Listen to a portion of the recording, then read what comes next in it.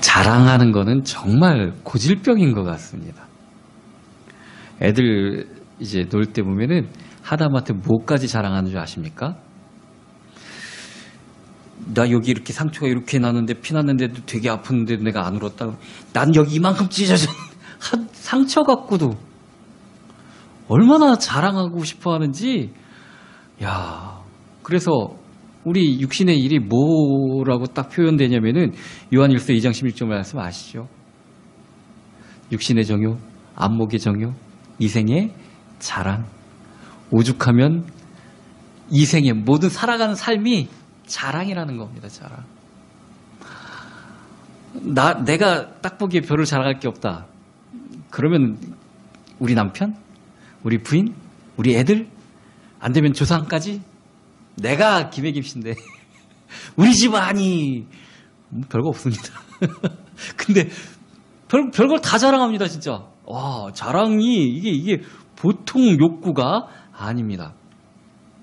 그런데 하나님께서는 오늘 본문 보니까 뭐 자랑하지 말라 그러죠. 자랑하지 말라 그럽니다. 초등학교 때 보면은 선생님이 아는 문제를 내면은 서로 막 저요 막 모르는 거면은 다 눈치만 보고 텔레비전에서 퀴즈 문제나 뭐 그런 거 나오면은 또 알면은 텔레비전에서 퀴즈 문제가 나오고 그럴 때 애들하고 저도 경쟁을 한다니까요. 얼마나 아는 문제를 갖다가 말하고 싶은지. 이게 참 고질병입니다. 고질병. 여우가 길을 가고 있었는데 나무 위에 까마귀가 어디서 훔쳐왔는지 큰 고깃덩어리를 하나 물고 있더랍니다. 그래서 그걸 뺏어 먹고 싶으니까 여우는 꾀가 많잖아요. 그래서 까마귀한테 그랬답니다. 야, 까마귀야, 너 오늘 보니까 뭐 까마귀 반짝하니 넌 몸매가 정말 멋지다. 넌 아마 새들 중에 왕이 될 수도 있을 것 같아. 근데 새들은 노랫소리가 굉장히 중요하다며. 너 소리도 좋아? 노래도 잘할 수 있어? 그러니까 까마귀가 자랑하고 싶어갖고 뭐 까악 하다가 고기를 뚝 떨어뜨렸답니다. 그랬더니 여우가 그거를 잘 맛있게 먹으려고 가져가면서 야, 너 목소리도 좋은데 머리만 좀 더 좋았으면 진짜 왕이 될 뻔했다 그러고 하더랍니다. 우리가 그렇습니다. 우리 자랑하느냐고 중요한 거 놓칠 때가 정말 많습니다. 뭘 그렇게 자랑하고 싶은지. 그런데 오늘 본문 말씀 보면은 자랑을 무조건 하지 말라는 게 아니라는 걸 알 수가 있죠. 첫 번째 지혜로운 자는 그의 지혜를 자랑하지 말라. 지혜를 자랑하지 말라는 게 아니라 그의, 영문으로 보면은 his wisdom, 그의 지혜를 자랑하지 말라는 겁니다. 자기 거를 자랑하지 말라는 겁니다. 자기 거. 두 번째도 용사는 용맹을 자랑하지 말라는 게 아닙니다. 그의 용맹을 자랑하지 말라는 겁니다. 세 번째, 부자도 그 부함을 자랑하지 말라는 게 아니라 그의 부를 자랑하지 말라는 겁니다. 왜냐면은 그가 가지고 있는 것들, 자, 지혜는 거의 선천적이죠. 아이들이 넌 누구 닮아서 그렇게 공부를 안 하고 뭐 그러는데 그 예체능 그런 거보다 이 공부하는 게 유전적인 영향이 제일 크답니다. 우리 아이들이 공부 못하는 거는 우리 때문인 겁니다. 지혜는 거의 타고나는 겁니다. 타고나는 거. 자, 용맹은 조금 다르죠. 처음에는 겁먹을 수 있고 그렇습니다. 그런데 열심히 단련하고 그러면은 군인들 아무리 싸움 잘하는 사람들이라고 데려다 놓으면은 제대로 할 수 없습니다. 우리 영화 실미도 같은 거 봤죠? 그 동네 건달들과 싸움 잘하고 뭐 그런 사람 애들도 불러다가 진짜 죽기 살기로 훈련시켜야 그 용맹함이 나타나지는 겁니다. 용맹함은 어떻게 보면은 선천적인 것 플러스 후천적인 게 조금 더 많을 수가 있습니다. 또 부는 어떻죠?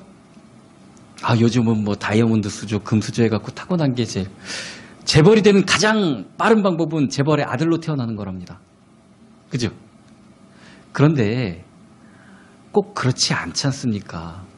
보통 보면은 정말 부지런하게 선택을 잘하고 쉬지 않고 일하면은 한 40, 50대 되면은 웬만한 부는 쌓을 수 있습니다.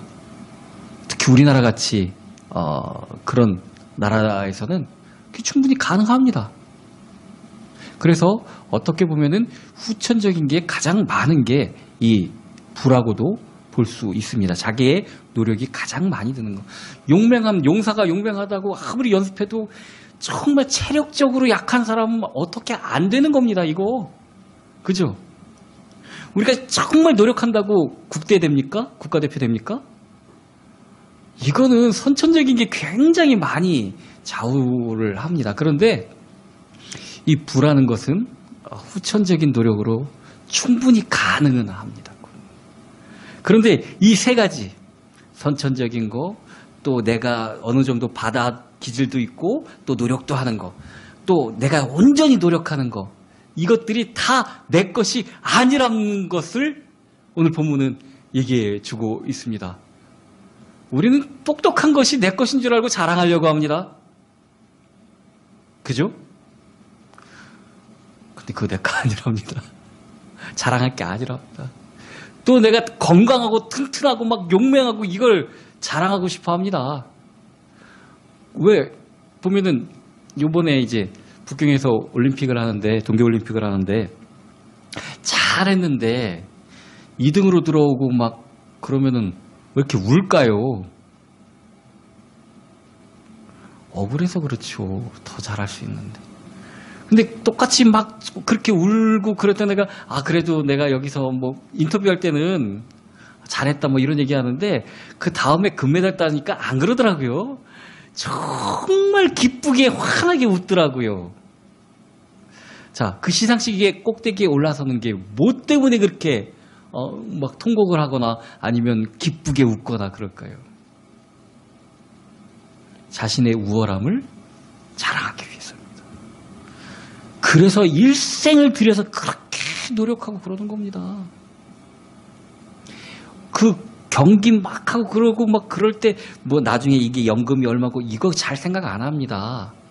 그때는 내가 이기고 나의 자랑을 다른 사람한테 다 보여주고 이게 첫 번째입니다. 이게 첫 번째. 근데 그것을 자랑할 것이 아니라고 얘기를 합니다. 우리는 다 내 건 줄 압니다. 그게 문제입니다. 그의 것, 그의 것, 그의 것. 지혜로운 자, 그의 것. 용맹한 자, 그의 것. 부한 자, 그의 것.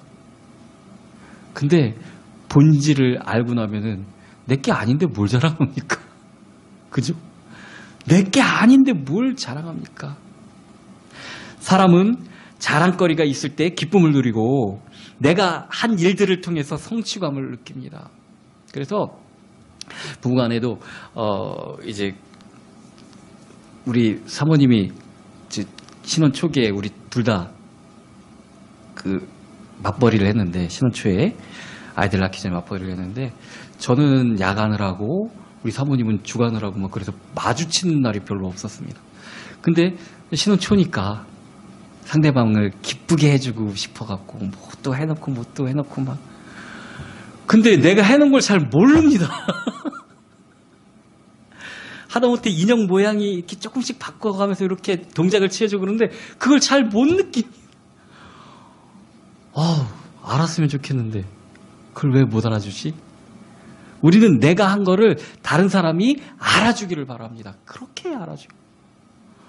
그래서 오른손이 한 일을 왼손이 모르도록 왜 해요 그걸?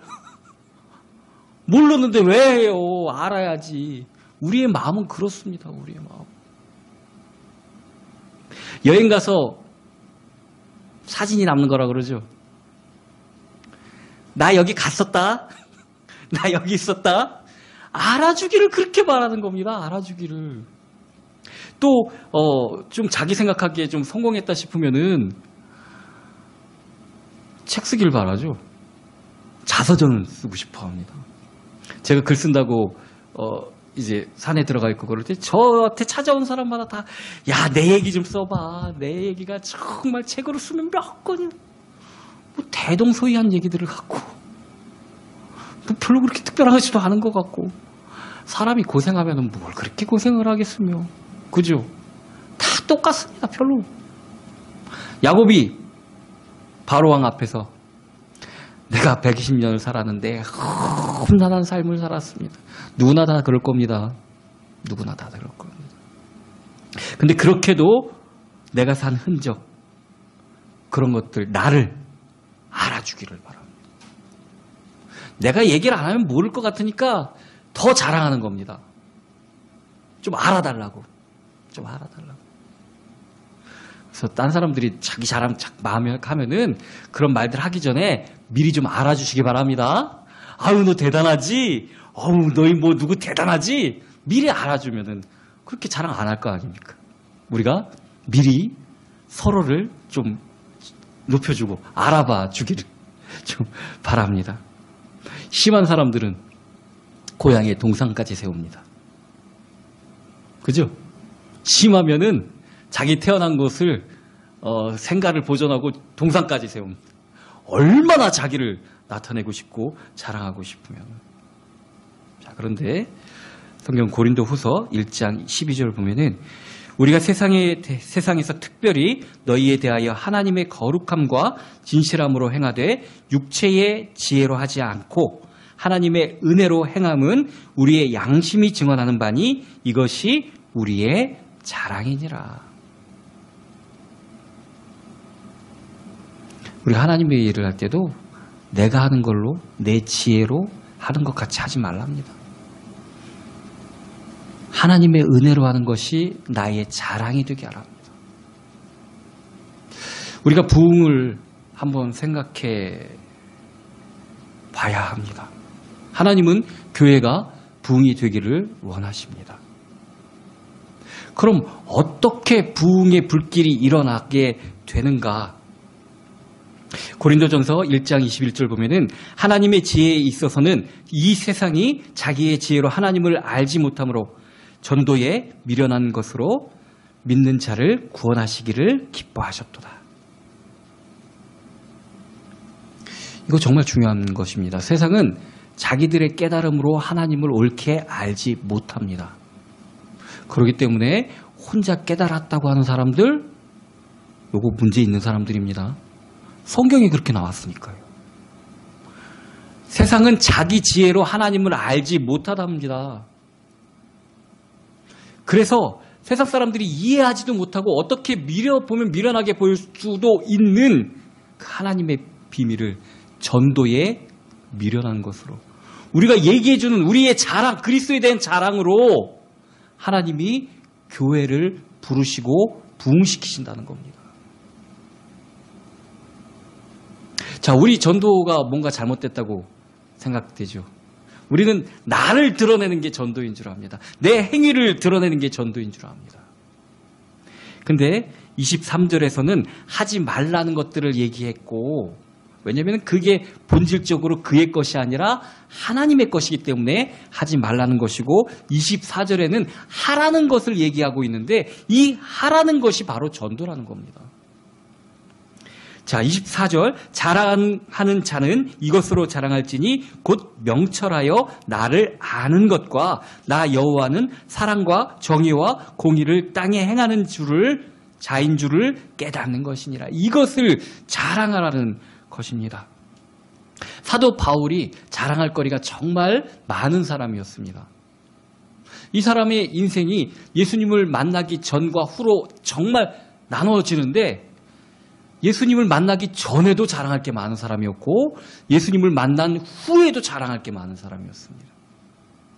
예수님을 만나기 전에는 난지 8일 만에 정통 할례를 받은 사람입니다. 그 시절에 나라도 없어져서 막 여기저기 쪼각쪼각 나와서 헤롯이 다스리기도 하고 로마가 직접 통치를 하기도 하고 그런 나라 가운데서 민족의 순수성을 지켜서 난지 8일 만에 할례를 받고 베냐민 지파에 대해서는 얘기했죠. 다른 지파 사람들은 이 예수님 시대에 신약 시대에 내가 어디 지파다 이 다른 열지파에 속한 사람들은 얘기할 수가 없었습니다. 왜냐하면 북왕조 이스라엘이 멸망한 다음에 아수르를 통해서 멸망한 다음에 그 지역에 강제 통혼을 시켰습니다. 다른 아수르가 정복한 나라 백성들을 끌고 가고 거기 있는 사람들도 또 딴 데로 끌고 가고 해갖고 강제로 통혼을 시켜갖고 이 나중에 바벨론에서 포로로 돼서 끌려온 사람들 그 이후에는 이 북왕조 사람들을 같은 민족으로 취급도 안 했습니다. 이것이 예수님까지 내려와가지고 유대인들만 히브리인이라고 생각을 했습니다. 사마리아 지역 옛날에는 북왕조의 수도가 사마리아 아닙니까? 이스라엘의 수도가. 근데 다른 열지파 유다 지파와 베냐민 지파를 제외한 다른 지파들은 흔적도 거의 그냥 우리 아버지 중에 누가 하나가 아셀 지파였다는데 뭔 지파였다는데 그냥 그렇게 얘기만 할 정도로. 근데 또 위로 올라가 보면은 다 이방족 속하고 섞였고. 근데 사도 바울은 베냐민 지파였습니다. 꼭 니들은 쌍놈들이요 나만 양반이요 하는 그거와 마찬가지. 집안이 안동의 그 양반들 사는 그런 것처럼 나는 뼈대 있는 가문의 자손이야. 히브리인 중에 히브리인이요. 이스라엘 중에 이스라엘인이다. 그렇게 얘기할 정도로. 그럼 가문만 좋았는가? 경제력도 좋았습니다. 참 이렇게 다 갖기도 힘든데. 그래서 사도 바울은 나면서부터 로마 시민권을 가진 사람이었습니다.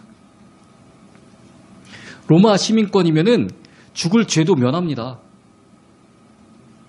죽을 죄도 사형을 시킬 수가 없는 게 난 황제한테 상소하겠습니다. 그러면은 황제 앞으로 가야 됩니다. 그 지방관들이 터치를 못합니다. 그만한 위세를 가진 게 로마 시민권이었습니다. 로마의 군인들이 이제 로마가 정복을 해서 처음에는 시민들로 구성이 되었었는데 나중에는 노예 출신들이 많이 군인으로 들어왔는데 그 군인으로 자원하는 이유 중에 하나가 복무를 몇 년 정도 하면은 시민권을 얻게 되기 때문에 그런 겁니다. 목숨 걸고 싸웠던 겁니다. 그래서. 근데 사도 바울은 나면서부터 로마 시민권을 가진 사람이었습니다. 야, 머리도 좋은 사람이었습니다. 그 당시에 가장 권세를 자랑하는 누구 밑에서 배웠다. 지금같이 대학이 있는 그런 시절이 아니니까. 직접 누구 문화생으로 들어가서 배웠다. 이게 정말 중요한데 그 당시 최고의 학문을 자랑하는 가말리엘이라는 사람의 문화생으로 들어가서 그래서 사내들인 공회의원까지 한 스펙으로 말하면은 정말 누구한테나 나도 딸리지 않는 그런 스펙을 가진 사람이었습니다. 이게 주님을 만나기 전에 사도 바울의 스펙입니다. 이거 자랑 안 했죠? 오히려 배설물같이 여긴다고 얘기를 했죠. 똥같이 여긴다고 얘기했습니다. 자, 그럼 예수님 믿은 다음에는 자랑할 게 없는가? 그 배경 빼고 자랑할 게 없는가? 그렇지 않습니다. 우리 교회 안으로 봐도 정말 이 정도로 한 사람들이라면은 기독교 방송 같은데 맨날 나오고 지금 옛날에 빌리그레함 목사님이나 그런 것보다 더 막 이렇게 할 만큼 어마어마한 자랑거리가 예수님을 믿은 다음에도 예수님을 만난 다음에도 있었습니다. 어떤 목사님이 이빨이 상하고 그런데 왜 그러냐면은 자기가 몇 교회든가 10교회인가 얼마를 개척을 했답니다.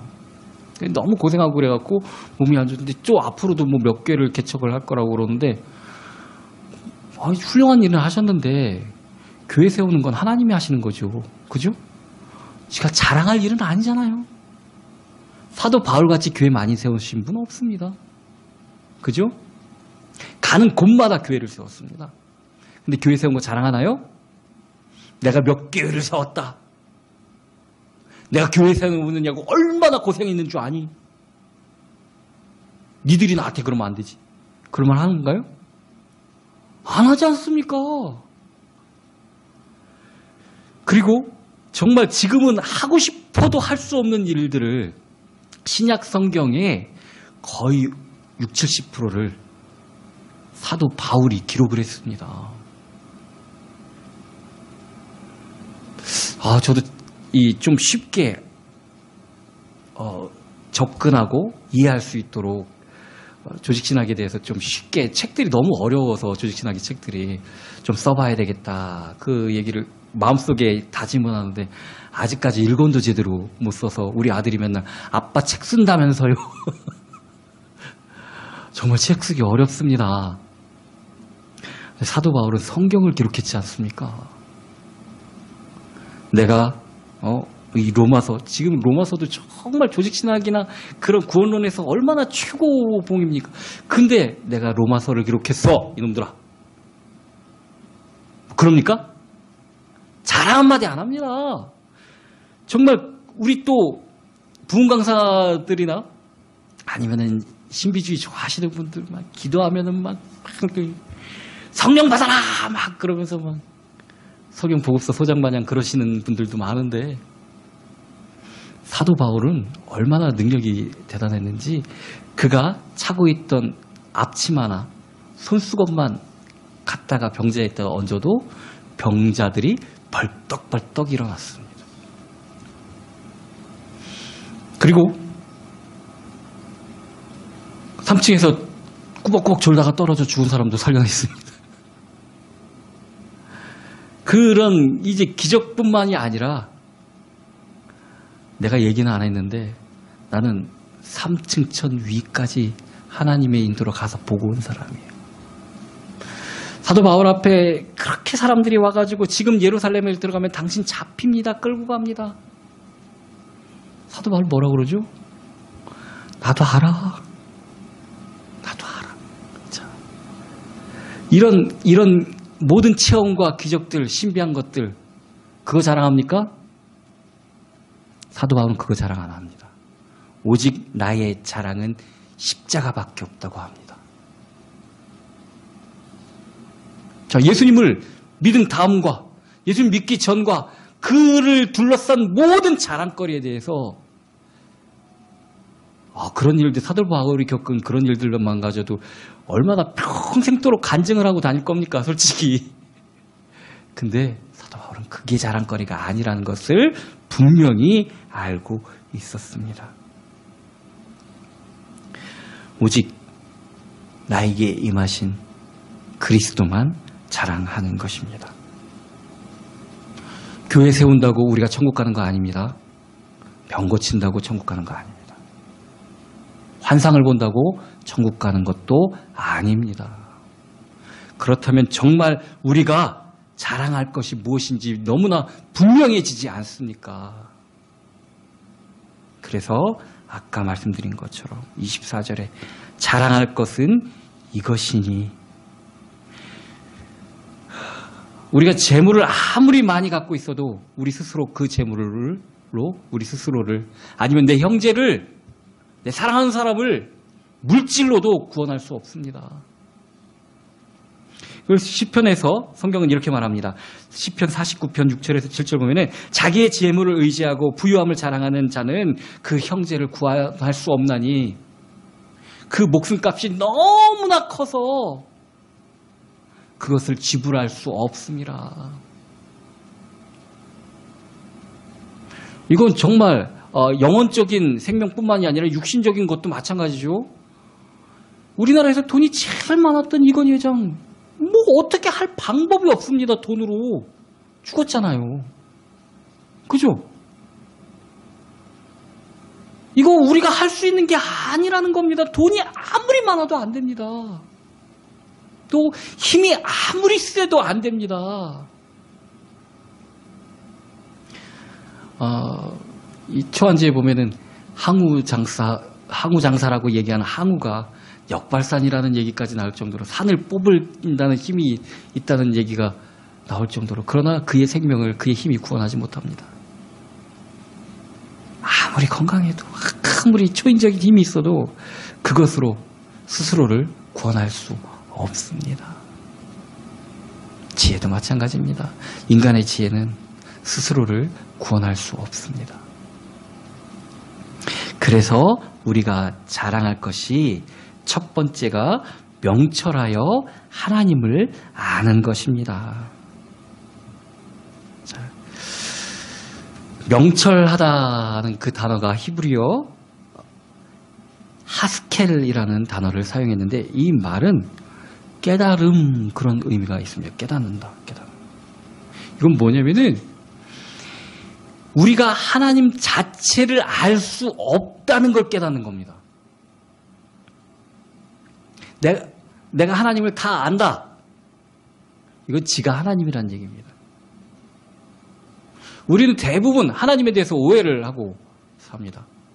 우리는 하나님의 본질과 하나님의 본체를 명확하게 깨달을 수가 없습니다. 왜냐하면 그가 우리를 지으신 자이기 때문에 그렇습니다. 하나님을 아는 것은 내가 하나님을 온전히 알 수 없다는 것부터 시작하는 게 하나님을 아는 겁니다. 아이러니하게도. 그럼 어떻게 하나님을 아는 것일까? 하나님이 우리에게 스스로 나타내시고 보여주시는 부분밖에 알 수 없다는 겁니다. 하나님의 본질을 어떻게 알고 하나님에 대해서 하나님 나에게 그러실 수 있으면 지가 하나님을 뭘 안다고요. 그 오해해서 하는 거 말입니다. 우리가 하나님의 뜻을 어떻게 합니까? 시간과 공간의 제약에 딱 갇혀있는 우리가 시간과 공간하고 전혀 상관이 없으실, 오히려 시간과 공간을 창조하신 하나님에 대해서 우리가 어떻게 안다는 얘기입니까? 그래서 하나님에 대해서 서운한 마음이 있다거나 하나님에 대해서 마음이 좀 그렇다, 그거 다 오해라는 겁니다. 우리가 생각하는 하나님, 그 하나님이 하나님이 아니라는 얘기입니다. 하나님은 스스로를 우리에게 나타내시는 그 부분을 통해서 알 수 있습니다. 그걸 특별계시라고 하는데, 가장 큰 특별계시가 뭘까요? 도대체가 우리가 살면서 꿈속에 하나님이 나타나셔서 가르쳐 주시는 것, 그것을, 아니면은 예언을 갖다가 해서 그 말이 그게 하나님을 아는 길일까요? 특별계시라는 것은 하나님이 직접 나타나신다는 얘기인데, 도대체 그게 뭘까요? 특별계시는 말씀이 육신을 입고 오신 예수 그리스도밖에 없지 않습니까? 하나님이신 예수님이 물질 형상을 입고, 육신의 형상을 입고 이 땅에 오셔서 직접 우리와 만나주셨지 않습니까? 그분의 말씀을 듣고 그분을 아는 것, 그게 명철하여 하나님을 아는 것입니다. 그 말이 이제 뒷부분에 이 같은 말인 다른 말인 것 같지만 같은 말입니다. 두 번째는 자랑해야 될 것이 뭐냐면은, 나 여호와는 사랑과 정의와 공의를 땅에 행하는 자인 줄을 깨닫는 것이라. 자, 하나님의 사랑과 하나님의 정의와 하나님의 공의를 하나님과 상관없는 이 땅에 행하시는 분이라는 것을 자랑하라는 겁니다. 이렇게 행한 역사가 바로 예수 그리스도의 십자가 아닙니까? 그죠? 자, 예레미야에서 자랑하지 말 것과 자랑할 것을 얘기하는 것은, 자랑하지 말 것은 내 것 아닌 것을 자랑하지 말라고 하는 것이고, 자랑할 것은 오직 예수 그리스도를 자랑하라는 말입니다.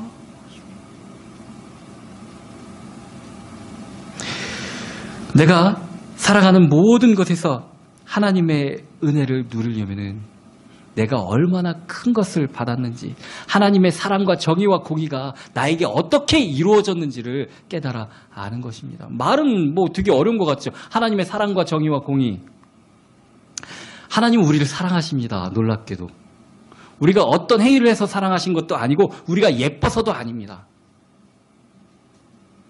하나님이 그냥 우리를 사랑하십니다.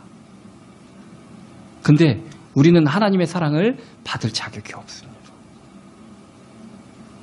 하나님께서 내가 이것을 행하면은 영원히 살리라는 그 계약을 어겼기 때문에 죽음이 우리에게 오게 되었습니다. 이전과는 다릅니다. 스스로 하나님을 택하고 하나님을 믿을 수 없게 되었습니다. 고린도전서 1장 말씀처럼 우리의 지혜로 이제 하나님을 알 수가 없게 되었습니다. 그래서 하나님의 사랑이 우리에게 닿지 않게 됩니다. 그런데 이것을 하나님께서는 그냥 용납하고 내버려 두실 수가 없으셨습니다. 그래서 육신을 입고 이 땅에 오셔서 스스로 우리의 죄를 대신 짊어지셨습니다. 하나님의 사랑이 나타나신 것이 이것이고, 또 정의라는 것. 뒤에 공의가 나오고 앞부분에 정의가 나옵니다. 정의는 개인적인 것을 의미하는 것이고, 공의는 이 집단적인 것을 의미하는 그런 뜻입니다. 하나님의 정의로서도 우리를 용서하실 수가 없습니다. 하나님이 세우신 것 때문에 그건 정의롭지 못한 것이 됩니다.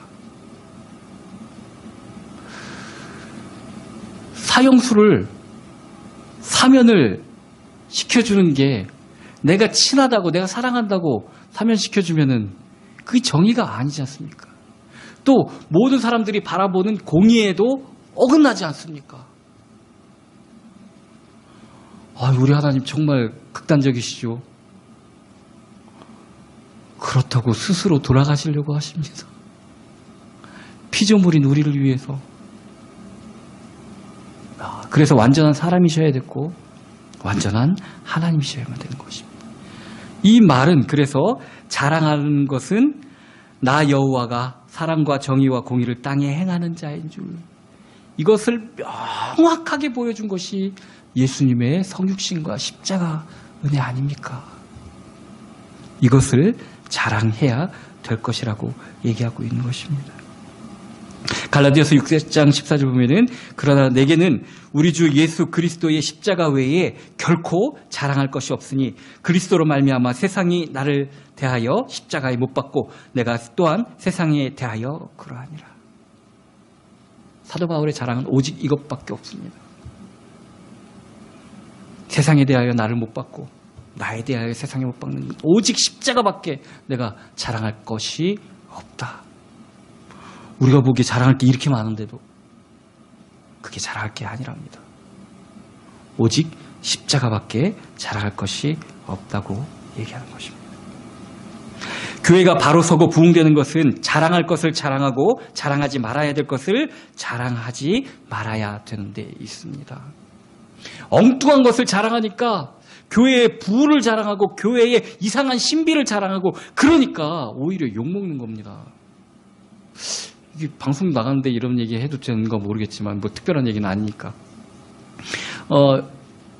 요즘 선거철인데 뭐 사진 같은 거 올라오고 막 그러는 거 보면은 뭐 그 사람을 나쁘게 하려고 그런 게 아니라 선거운동원이 오히려 우리 이 대표가 아니라 누구죠? 후보님이 이렇게 힘들게 다닌다 뭐 그런 걸 보여주기 위해서 기차에서 다리 올려놓고, 그거 선거운동원이 울린 건데 처음에는.